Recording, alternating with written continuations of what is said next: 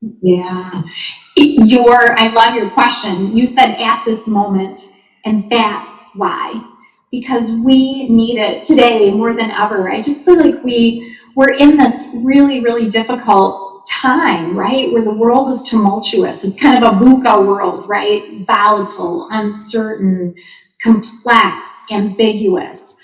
And there's a lot of negative narrative about work being just a negative experience. And I think we need to rethink that. I think we need to reset. And I think we need to feel empowered to create happiness for ourselves. Like, there's a myth that, when everything's right, when all the conditions are right, then we can be happy, right? When we get through this tough project, or when we get through this tough time of life, or when we get through this tough thing that's happening globally, then we can be happy. And I think we need to really empower ourselves to say, hey, how can I create the conditions for happiness in work and in life? And in what ways can we think broadly about joy? Like happiness doesn't mean, bonbons and butterflies every minute. It ebbs and flows, right? We'll have up days and down days, but we can have an overall sense of joy and contentment, even in the midst of all the things that are going on outside of us, and even with the ebbs and the flows that occur.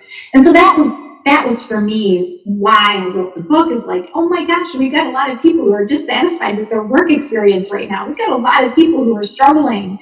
How do we rethink that? How do we reset? How do we challenge our thinking toward creating the conditions for happiness? Indeed. Yeah, that's hard. They're like, I'm sorry, that's like choosing a child, right? That's a hard question.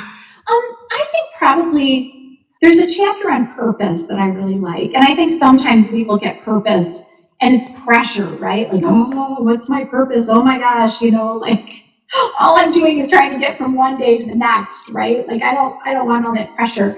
And I think we can remind ourselves of the small things that we do really matter to other people. The small things that we do really matter to our community. And I think when we remind ourselves about that, and when we remind ourselves of that, small purpose as well as big purpose that we have in life, that's actually really empowering and is part of a sense of joy, is just reminding yourself how you matter to the others who are counting on you day to day. So there's a chapter that goes into that in a little more